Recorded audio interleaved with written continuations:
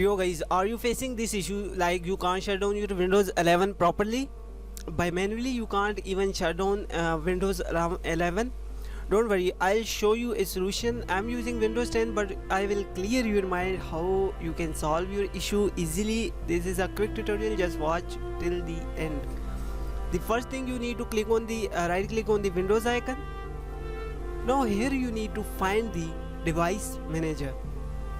In this section you need to click on the system devices, just expand it. Okay, now this is a Windows 10. Again I'm repeating, I'll show you a clip of Windows 11. Now find here the Intel management interface, interface. Just right click on it and go into the properties. Now in Windows 10 there is only a few options, but in Windows 11 you can see in this clip there's a lot of options available. Now only you need to go power management, allow the computer to turn off this device to save power, save power. So uncheck this option and click on OK. That's it, your problem has been solved. Now please shut down your PC and it will work 100%. Hit the subscribe button and share it with friend if it's worked for you. Have a good day. Bye bye.